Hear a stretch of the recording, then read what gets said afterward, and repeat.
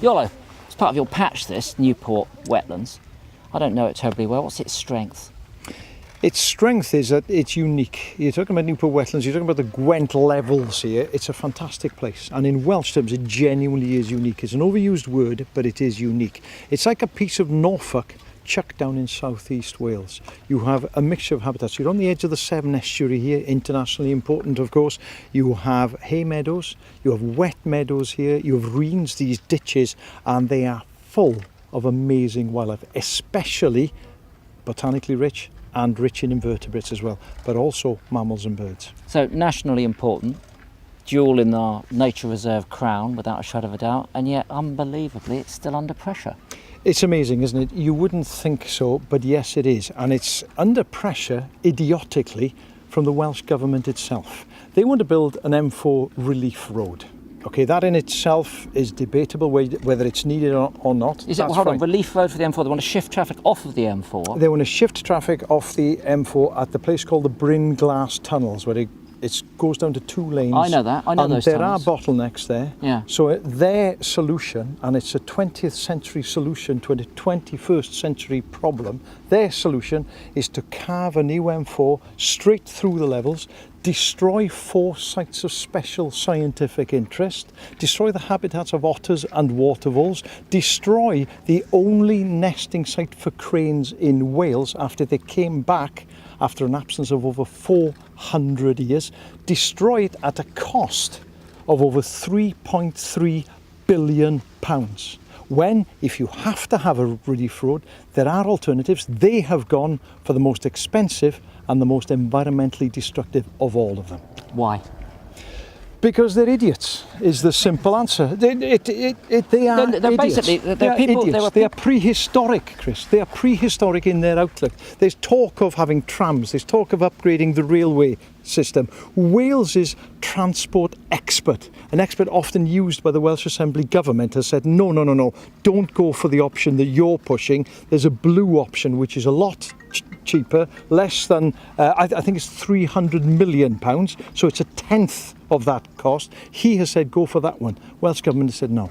But this is typical of our times, isn't it, Iolo? I mean, the key thing is we generate the data, we generate the science, we generate the technologies so that people can make best informed decisions, and then they make political decisions which are just not related to any of that advice in the first place. Not at all. And part of the root of this problem is the then Welsh Transport Minister, Edwina Hart, who thankfully is now gone. She wanted to leave a legacy for the people of Wales, and her legacy was going to be this wonderful new road that would destroy the levels. Doesn't matter about the levels, doesn't matter about the wildlife. I want to leave my mark. That's my mark. A big tarmac mark. A big tarmac mark. She has now gone, but the problem is still there. It's still hanging over us. We're just waiting to see the result of a public inquiry into all of this, and I hope and pray that they come to their senses and think, do you know what, that is wasted money, that is wasted habitat. We're going to destroy one of Wales's jewels in the crown.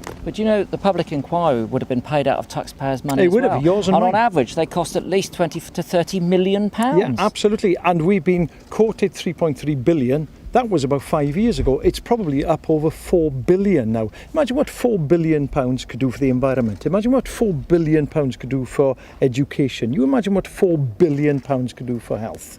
It is absolutely idiotic when you look at it environmentally or economically. It is an idiot's answer.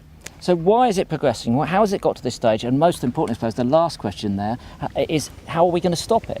We can't allow this to continue. I mean, you know, this is an incredibly important site. What I would ask people to do is that, yes, the public inquiries come to an end now, but please get in touch with your local MP. Please let them know that you oppose this scheme. Please write to your assembly member.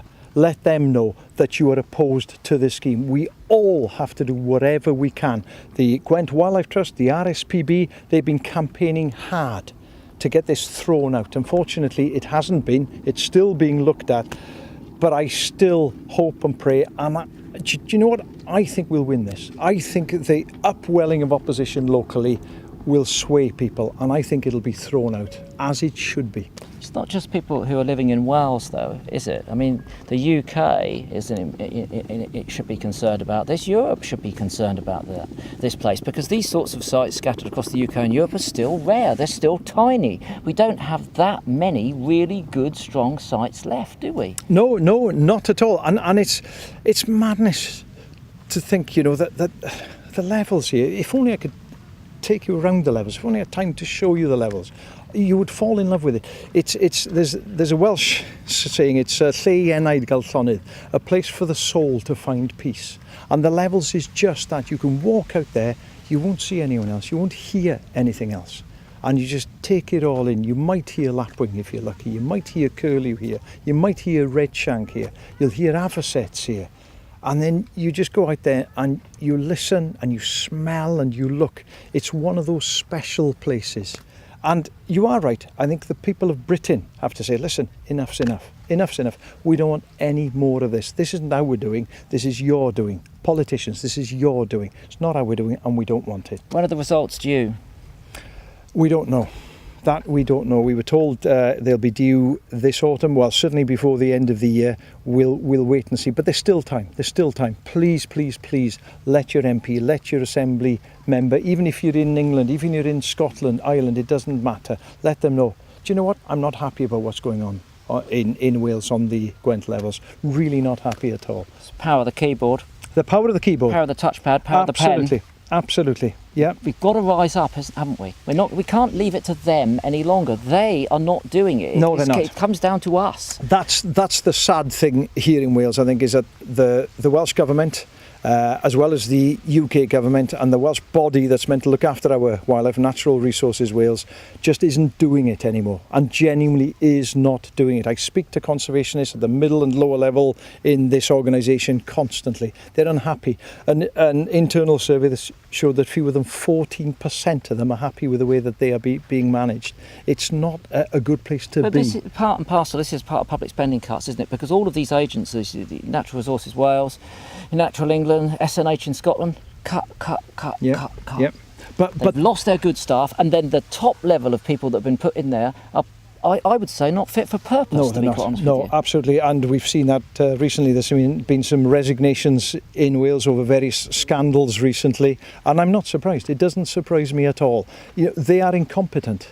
The NRW senior staff and board are incompetent. They're not fit for those roles. You've got excellent people at middle level, excellent people at that lower level. Many of them have left.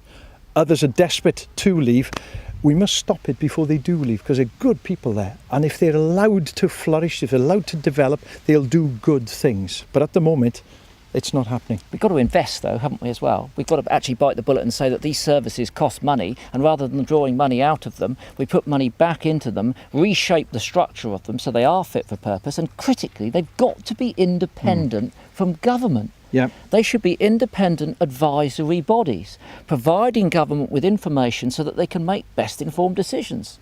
That's what they're there for. But at the moment, I can't put my hand on my heart and say that these bodies, Natural England, SNH, Natural Resources Wales, they don't feel independent to me at all. Not at all. Not at all. I don't think any of that. And you can add DOE, Department of the Environment, to that. They're shambolic, every single one of them. And you speak to conservationists in Scotland, in England, in Wales, and they'll all tell you exactly the same.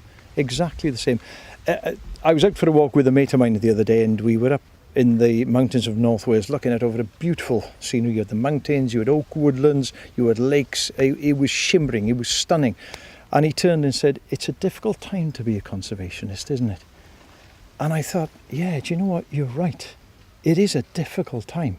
And it almost makes you think, there's no point.